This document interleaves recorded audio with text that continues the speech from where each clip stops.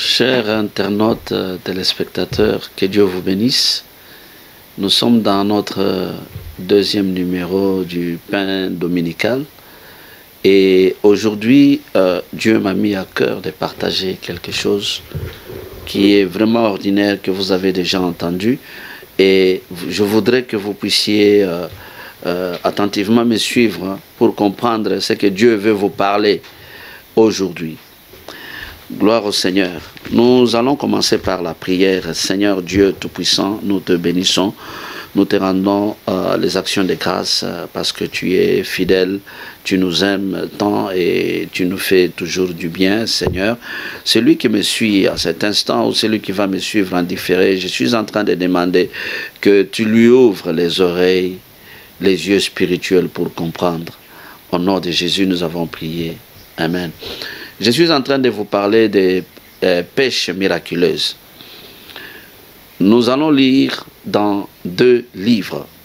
Le premier livre, c'est dans le livre de Luc, chapitre 5. Luc, chapitre 5, je commence par le premier verset. Comme Jésus se trouvait auprès du lac de Génézareth et que la foule se pressait autour de lui pour entendre la parole de Dieu, il vit au bord du lac deux barques d'où les pêcheurs étaient descendus pour laver leurs filets. Il monta dans l'une de ces barques qui était à Simon et il le pria de s'éloigner un peu de terre. Puis il s'assit et de la barque il enseignait la foule. Lorsqu'il eut cessé de parler, il dit à Simon, « Avance en pleine eau et jetez vos filets pour pêcher. » Simon lui répondit, « Maître, nous avons travaillé toute la nuit sans rien prendre, mais sur ta parole, je jetterai le filet. » L'ayant jeté, ils prirent une grande quantité de poissons et leur filet se rompait.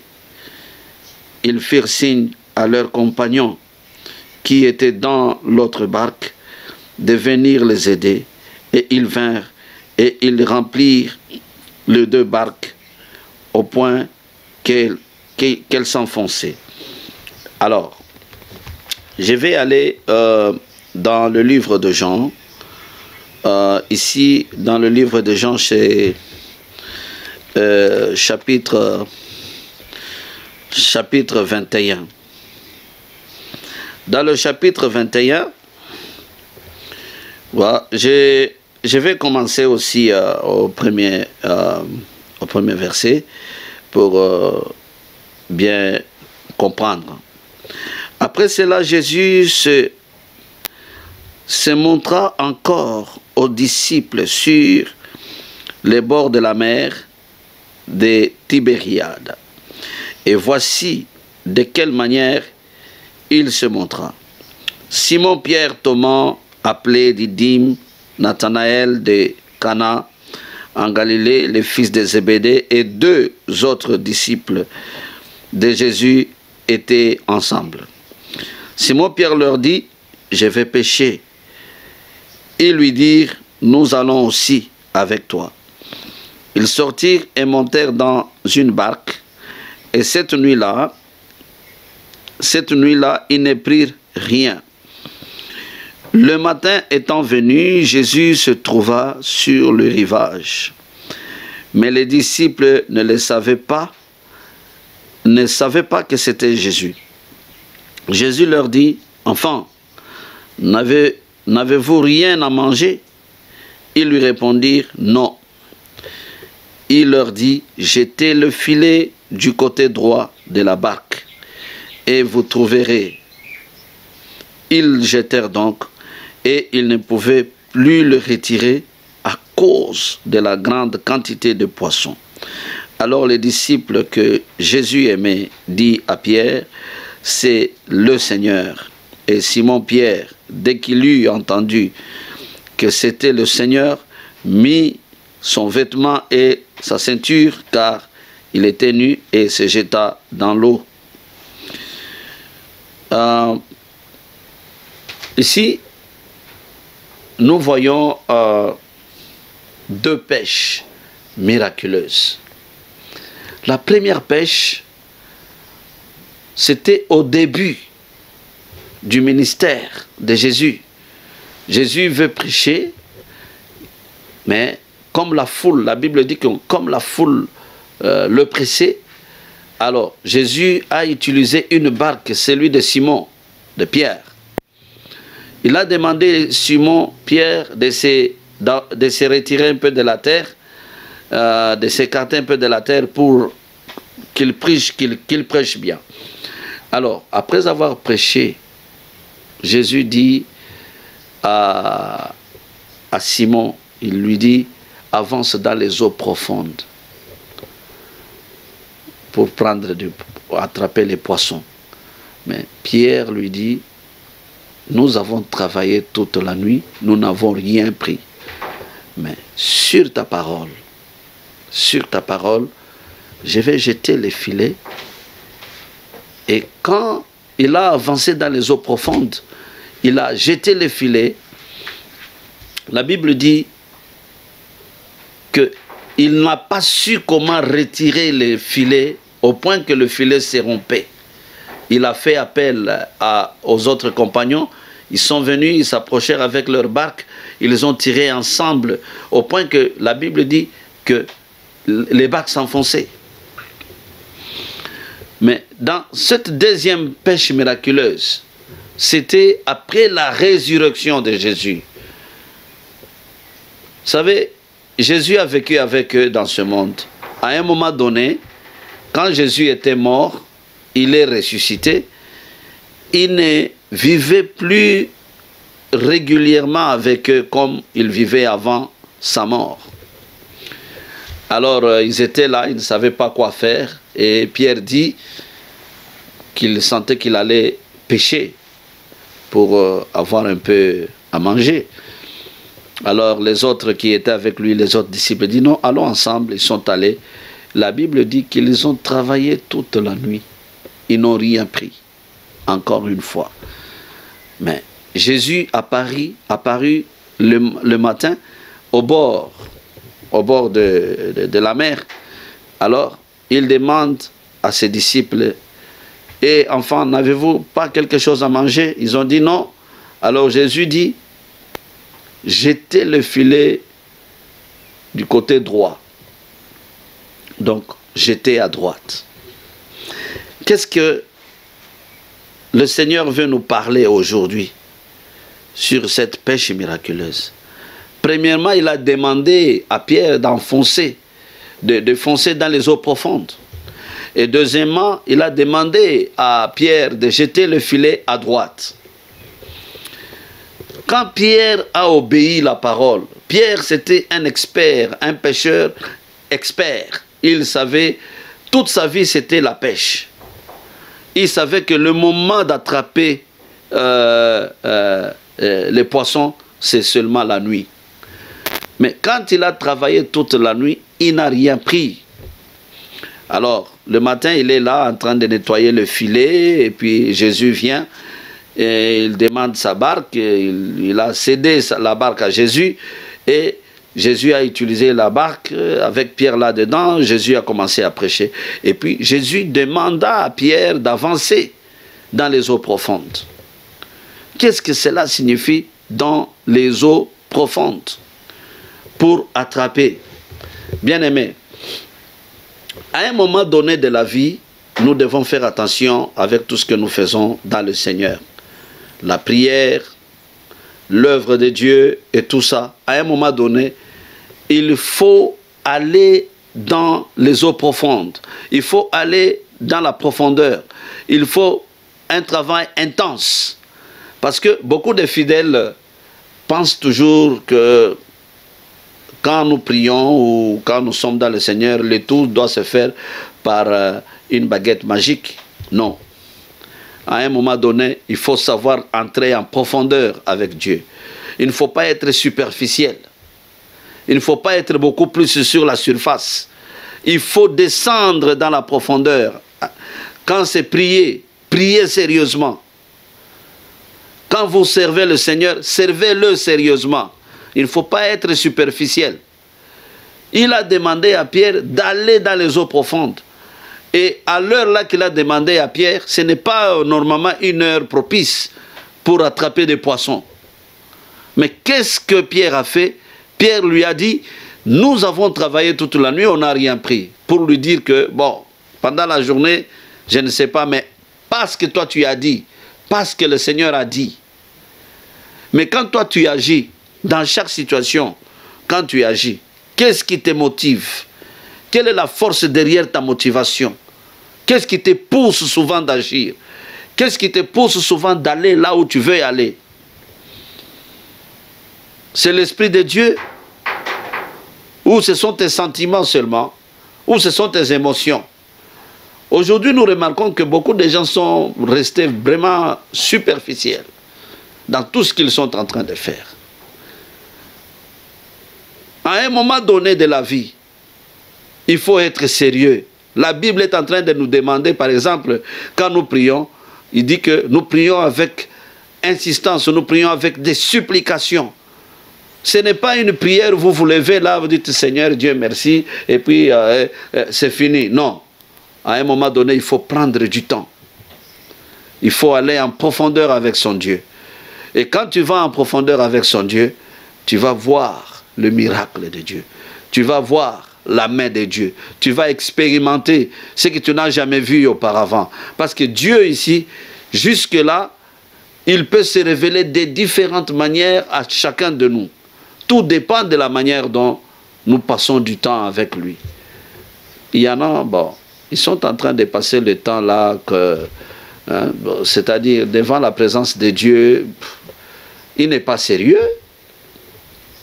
Donc tu ne fais, donc tu, comment est-ce qu'on peut le faire? Je peux le dire.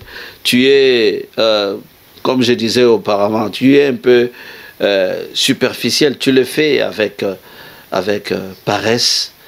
Hein? Donc tu ne le fais pas avec zèle. Tu n'es pas assidu. Tout ce que tu fais beaucoup plus, c'est le travail que tu fais, c'est tout. Le travail a pris la place de Dieu et tout ce que tu fais devient plus important que ta relation avec Dieu. Attention, bien-aimé, ici, dans ce pain dominical, nous voulons te retourner, que tu sois sérieux avec Dieu et que tu fasses les choses jusqu'à aller dans la profondeur. Il ne faut pas être superficiel. Deuxième cas, le deuxième cas, vous voyez, la Bible dit qu'ils ont travaillé toute la nuit. Avant, ils étaient là, dans leur chambre haute, là où ils étaient, Jésus les avait laissés. Jésus est ressuscité. Jésus n'est pas avec eux. Alors, ils ont décidé de rentrer. Ils ont décidé de rentrer à la pêche pour trouver quelque chose à manger. À un certain moment de la vie, tu peux sentir un vide. Hein? Tu sens comme si tu pries, tu sens comme si Dieu ne répond pas. Tu sens comme si Dieu est absent. Dieu n'est pas absent. Il n'est pas absent. Tout ce qu'il faut éviter dans la vie, c'est prendre des décisions par soi-même. Être conduit par l'émotion, les sentiments. Vous savez, l'émotion et les sentiments, ce sont des choses qui nous caractérisent en tant qu'humains. Mais nous devons contrôler ça, nous devons mater nos émotions, nous devons mater nos sentiments. Chaque fois que nous voulons prendre une décision ou agir, en tant qu'enfant de Dieu, c'est mieux de consulter Dieu. Voilà. Ils sont rentrés, ils ont travaillé toute la nuit, ils n'ont rien trouvé. Le matin, Jésus est apparu. Quand Jésus est apparu, Jésus leur a dit, jetez le filet du côté droit. Donc à votre droite, à la droite de la barque, jetez le filet. À un moment donné, parfois vous regardez au mauvais côté, vous regardez dans une mauvaise direction. Vous avez besoin d'être conduit par l'Esprit de Dieu. Parce que quand vous êtes conduit par l'Esprit de Dieu, vous allez faire des choses avec précision, vous allez réussir dans votre entreprise parce que vous allez suivre ce que l'Esprit de Dieu va vous conduire. Mais à un moment donné, les gens pensent que l'Esprit de Dieu va seulement vous conduire dans la logique. Non. Parfois, avec Dieu, il peut te donner, il peut t'envoyer dans une direction, logiquement parlant, où tu ne peux rien voir. Humainement parlant, ça ne peut rien donner. Mais il te dit seulement que va. Quand tu obéis, c'est ça même la foi. Parce que, vous savez, avec la foi, quand vous comprenez toutes choses, la foi n'est pas là. Vous agissez parce que vous avez compris toutes choses. Mais la foi, c'est quand vous ne comprenez rien. La foi, c'est quand vous allez dans l'impossible. C'est ça la foi, c'est ça la puissance de la foi, c'est ça la force de la foi. Donc, le message aujourd'hui, c'est pour vous demander d'être capable d'écouter Dieu. Et de ne pas être superficiel. Tout ce que vous faites, c'est superficiel. La méditation de la parole, superficielle. La prière, superficielle. Quand vous vous levez le matin, vous voulez partir, vous ne consultez pas Dieu. Alors que peut-être la volonté de Dieu ce jour-là, c'est de rester à la maison. Ou soit la volonté de Dieu ce jour-là est que tu sors et tu pars dans une certaine direction, selon le Saint-Esprit. Il faut passer du temps pour que vous soyez capable d'écouter la parole de Dieu. Et la parole que Dieu parle en vous, dans votre esprit. Il faut avoir du temps avec ces dieux-là. Il faut toujours passer du temps avec ces dieux. Bien-aimés dans le Seigneur, Jésus-Christ nous aime. Surtout au temps où nous sommes. Nous sommes au temps critique. Le monde, ceux-là qui continuent à faire confiance dans ce monde, ils peuvent être confondus.